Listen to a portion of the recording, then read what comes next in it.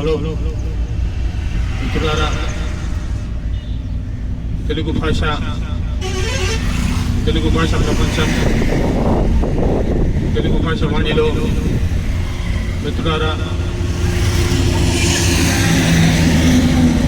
ప్రపంచ స్థాయిలో ప్రపంచ దేశాలు ఉన్నాయి.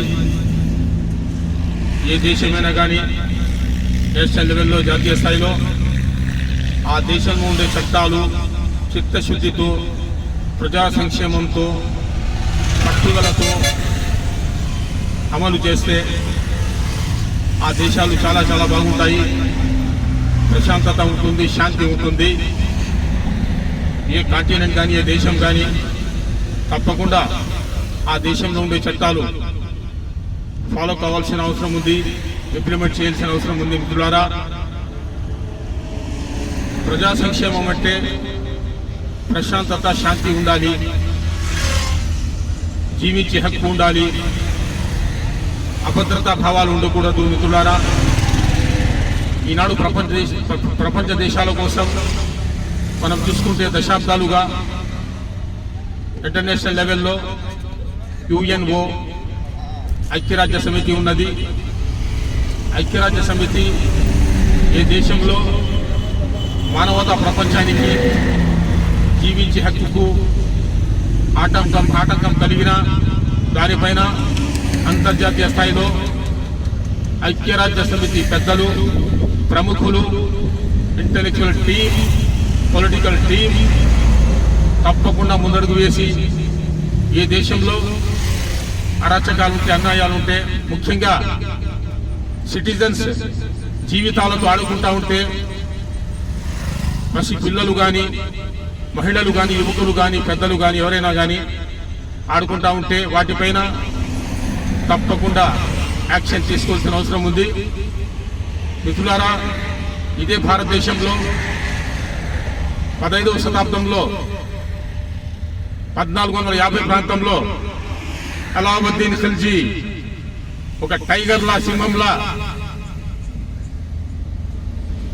మంగోలియన్కు చెందిన జాతి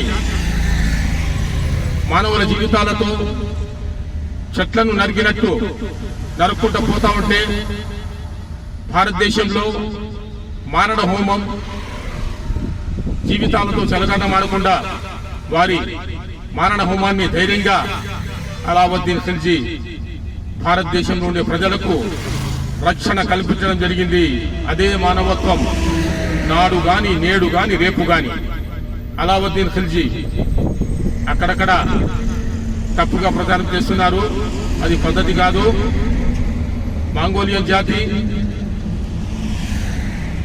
పశువుల కంటే అద్భుమానంగా ఆ రోజుల్లో తయారయ్యి జనాభా కనబడితే నరికే వృత్తి వారిది.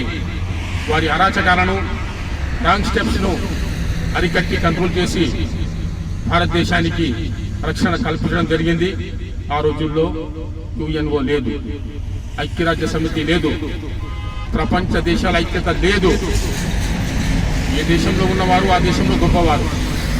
ఆ విధంగా మిత్రులారా, ఐక్యరాజ్య సమితి ప్రపంచ దేశాల్లో శాంతి కోసం, ముఖ్యంగా మానవుల రక్షణ కోసం, వారికి ప్రాణ రక్షణ కోసం తప్పకుండా నిరంతరం అడుగులు వేయవలసిన అవసరం ఉంది. కావాల్సిన ఆపరేషన్స్ టేకప్ చేయాల్సిన అవసరం ఉంది. ఎందుకంటే ఒక దేశంలో మానవుల జీవితాలతో ఆడుకుంటే ఇంకో దేశం కూడా తయారయ్యే ప్రమాదం ఉంటుంది. కాబట్టి ఏ దేశంలో కండిషన్స్ ఎలా ఉంటాయి ఆ దేశంలో ఉన్న వారికే తెలుసు. కాబట్టి ఐక్యరాజ్య సమితి సింహంలా గర్జించి తప్పకుండా ప్రపంచ దేశాలలో ఏ కాంటినెంట్ కానీ, ఏ ప్రాంతం కానీ, ఏ ఏరియా కానీ ప్రజా జీవితంలో శాంతి అనేది లేకుండా, ప్రశాంతత అనేది లేకుండా వారి భవిష్యత్తుతో చెలగాటం ఆడుతూ ఉంటే తప్పకుండా ఐక్యరాజ్య సమితి కావాల్సిన కార్యకలాపాలు చేపట్టి అటువంటి అభద్రతా భావాలను, అరాచకాలను తప్పకుండా విరోధించి ఆపవలసిన అవసరం ఉంది. ఘంటసాల వెంకటేశ్వరరావు గారు గొప్ప మేధావి, తెలుగు ఆకాశంలో చందమామ లాంటి వారు, దేశభక్తుడు ఘంటసాల వెంకటేశ్వరరావు గారు. వారు అన్నారు, చదువు సంపద పెంచాడు, సంపదలెన్నో పెంచాడు. చదువు సంపద పెంచాడు, సంపదలెన్నో పెంచాడు. పంపకమేమో వచ్చేసరికి అంతా తనదే అన్నాడు. మెదడే హెచ్చి హృదయం కరిగి, మెదడే హెచ్చి హృదయం కరిగి, నరుడే ఈనాడు వానరుడైనాడు, వానరుడైనాడు.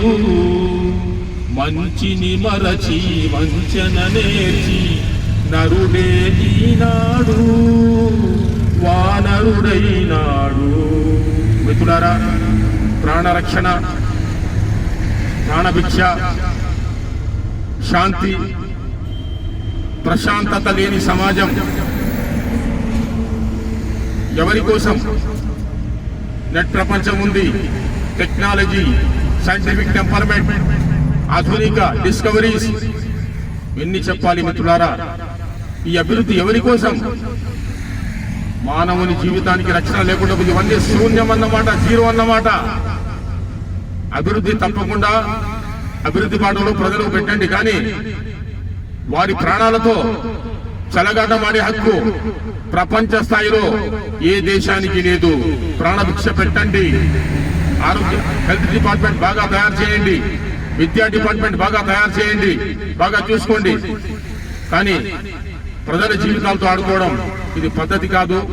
అంతర్జాతీయ స్థాయిలో ఏ దేశంలో ఉన్నా కానీ మరోసారి మనవి చేస్తున్నాను, ఐక్యరాజ్య సమితి పెద్దలు, ప్రముఖులు, మేధావులు, ఇంటెలెక్చువల్స్, దానిష్మంద్ హజరాత్ తప్పకుండా యాక్షన్ తీసుకొని ప్రపంచ శాంతి కోసం ఒక కొత్త అడుగు సైంటిఫిక్ టెంపర్మెంట్ తో అడుగు వేయాలని కోరుకుంటూ ఈ అవకాశం ఇచ్చిన మీ అందరికీ ధన్యవాదాలు. జై భారత్.